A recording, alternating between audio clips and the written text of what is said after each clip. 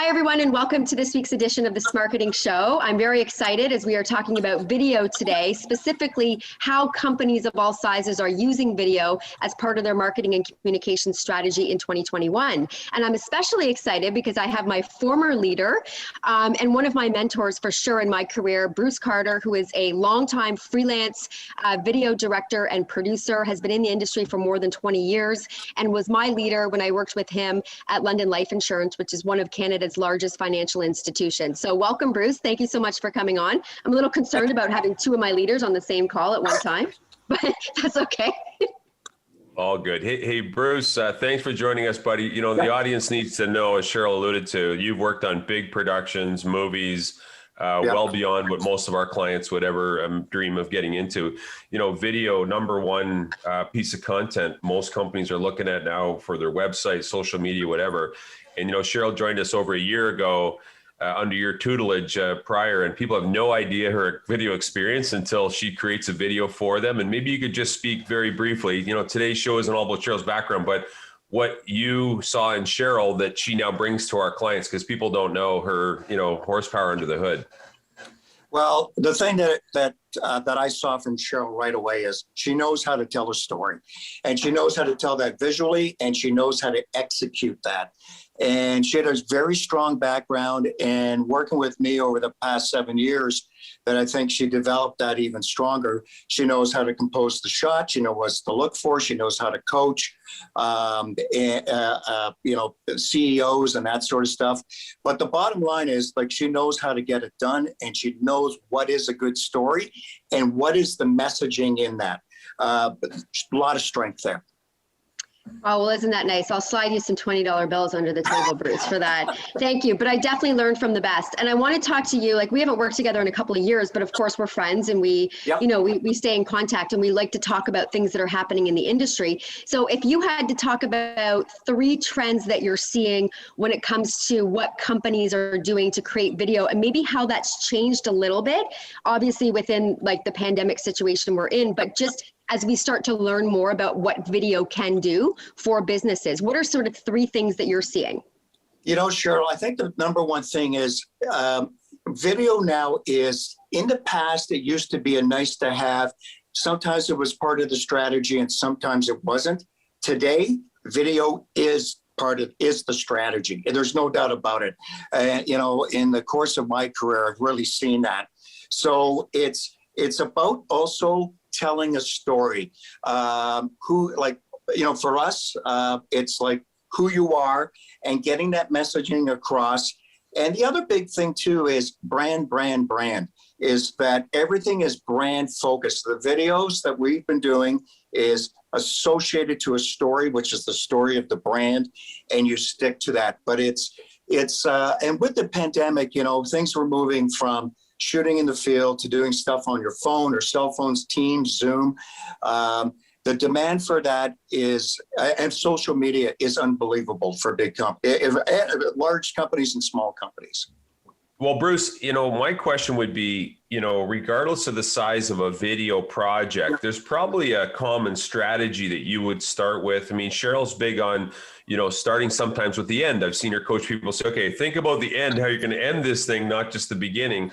Yes. So from your experience, like, are there common components that you think people should think about when shooting any video?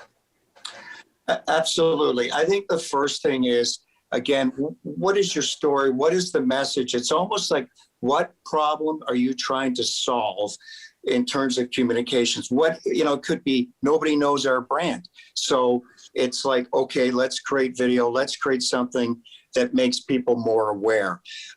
Who your audience is another huge factor, because you could do the greatest video in the world and it doesn't have an impact or doesn't engage your audience. So that's really important to know. But I think for what I want to look at is, what is the issue? What are we trying to solve here? And what are you trying to tell the viewer? What do you want them to know is so important. Yeah. And what do you want them to do as a result of watching? Exactly. That's the other thing, like a call to action, right? Is there a call to action? Because a lot of times is that you create something, but it's like, what do you want the audience to do? Like you've gone through it. And I always tell people is that when I look at a video, whether it's 30 seconds or 2 minutes or 5 minutes, I want to know before I started the video, I didn't know something. And then when I finish watching it, I now know something in a concise form. And I think that's important. But you're right, Cheryl. It's like afterwards, what do you want what do we do next? And I've been guilty of it, is that you leave the audience hanging going, well, is there another video coming? What do they want me to do? You know, so very important. And one of the things that, sorry. One of the things that we used to talk about too, Bruce, when we were at London Life was what's next, like following up. And I know that's where you're going to go with this conversation. So yeah, you've done this great video, but then what? Like we used to do a lot of like, you know, testimonial types videos with clients of ours that use those insurance products that actually literally saved their life and it affected their life. So you do this story and then what do you do with it? Well, that's a really good question, Cheryl, because the thing that we're doing now is kind of more of a series. Because as you know, in the past, I've done stuff that are one-offs. Everybody goes, that's great. Then you're on to the next thing. I think what we're doing now is, you know, you create a main video, could be a minute, 2 minutes. It's on your web page. It's that. And then there's different versions of it that appear on social media. And it's like back to the old days in the 40s and 50s of radio, you know, Sirius radio, where you had, you know, you move the story along and you do it in chunks. And we're doing more and more of that. And I'm seeing more of that, and it engages the audience too. And but before you do that, you need to sort of outline what the strategy is, because I've been guilty of this, that it sounds good, but you haven't really mapped it out on, you know, on paper. Like I've worked on reality television where they've got everything mapped out, and then you shoot that episode, right? So it has an arc, and then it makes sense. But stuff in series and using social media, that's really big. Series, I think that's a great idea, Cheryl, that I know you've done with our clients, you know, taking a bigger piece, breaking it up, always bringing focus back to the main message. And I don't think enough people do that in their social media video strategy. Link one to the next so there's a common piece. I think that's a great tip there, Bruce. Yeah, and the other thing that can't get lost too is make sure, and Cheryl and I used to talk about this, that your brand is consistent. Like you're sending the same consistent message. I mean, I've been guilty of that, where it's like, are you sure this is even the same company? Or is it like, whether it's in the look, the way it's shot, or who's in it, that's really important too. Well, we used to have a slogan that we wrote up on our whiteboard in our department that literally said, evolve or die. And that was what we lived by, because the only constant, I think, with video, with a lot of things, is change.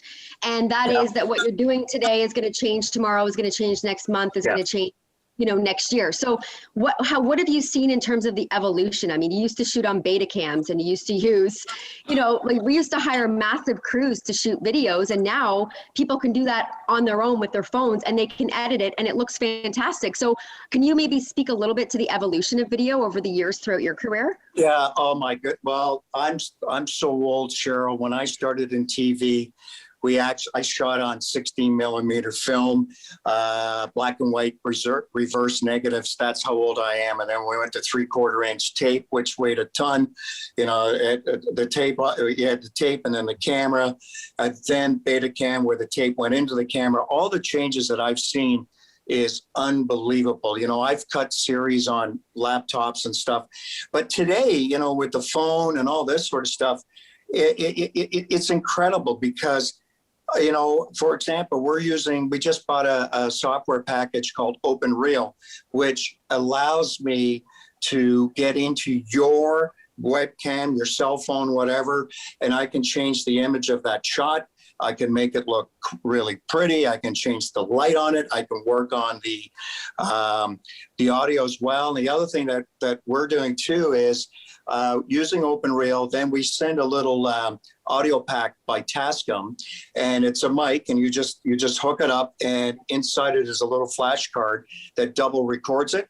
So we have really good audio just in case somebody's phone or webcam isn't that great. So, that's incredible. But also at the heart of it, I think that, video loves originality too. Like you can have a video that doesn't look the greatest, but the image or the story or the character is so cool that it's engaging. And, you look at TikTok and all this other stuff, there's some cool stuff that's being done. A good idea too. There certainly is. I mean, I'm following you on TikTok right now, Bruce, and you're quite a dancer. But hey, you mentioned how the power of this video productions come down into the hand now. Yep. Anyone can become a video producer. Yes. And a lot of our audience are sales professionals, business leaders. Yep. Do you have any suggestions on, creating selfie videos, now that the individual, what do you think in that realm? Maybe what, strategies, runtime, et cetera? Well, if we have had a lot of senior leaders and stuff do their own videos, and basically, their tips and everything is that, make sure you're not, enough light. Also stay away from too much light. A lot of people think, oh, I'm right beside a window. Look at the beautiful thing. But what happens is it gets blown out. And, like where I have my office upstairs in my house, it looks like I'm in a padded cell in a mental institute because it's all white, and so it's something that you want to put some thought into that. Like, how do I look? And there's all sorts of little lights that you can buy, LEDs that are just, they can be on your laptop or you can put them on little stands. Also, you want to make sure your message is short and concise. Like, 30 seconds, 60 seconds have that cool message. We've done a lot of those recently to recruit bright minds on campuses where we've done a combination of us shooting with them and then sending their cell phone stuff in. So you get to see them almost like a day in the life. And there's a lot of things like that we're doing, but it's, keep your message short. As I just rambled on. I love the idea of doing a combination of raw footage and then something that's a little bit more higher end, so you can sort of go between the two shots. That's a very cool tactic to sort of bring people into the story and make them connect with the talent. Yeah, and we just did that, Cheryl, in the fall, where I thought of this idea. I said, we want to make it like, we're in COVID and all that, and it'll be afterwards, but we wanted to make it a little real. And then the way that we shot the real footage was kind of funky, and we used a lot of different looks to it, and the kids really liked it. I ran it past my 22-year-old daughter, and she goes, okay, that's cool, or that guy's cute, or, whatever. So, we did a combo of that, and it worked really well. Mm-hmm. Awesome. Well, Bruce, thank you so much for coming on the show today. It's been an honor to talk to you. Like I said, you've taught me almost everything I know when it comes to video production. I miss the team, so say hi to everybody there. And I will. Yeah, for sure. We'll definitely stay in touch and appreciate your feedback and your advice on what our clients can do to help incorporate video into their strategy. Well, thank you very much for having me, Cheryl. It's a pleasure, and nice meeting you too, Rick. Yeah, good to see you. We'll exchange notes on the side. I think you mentioned something as we wrap up. Originality in many cases trumps professional stuff that you've done, our video team's done. Yeah. And for those watching right now, we've hit the video key a few times in this Smarketing Show, to say the least, but I think you just got to try it and get out there and create those videos. Don't underestimate Bruce's comment. We find the drop-off points at 35 seconds on a typical video, and then they're gone. So anyway, thanks so much. I know you've created tons of high-end stuff, and it's interesting. It must be interesting for you to see how this has come and evolved into the hand of a regular guy like me. Anyway. But you know what, Rick? At the heart of it, we're storytellers. Cheryl's a storyteller, and it's just the tools that you use to promote those ideas, right? Yeah. And she's trying to wrap this story up right now in case you forgot the body language. See you, buddy. Thank you so much. Thanks, Thanks so much for watching, everybody. We'll see you next week on the Smarketing Show. Thank you.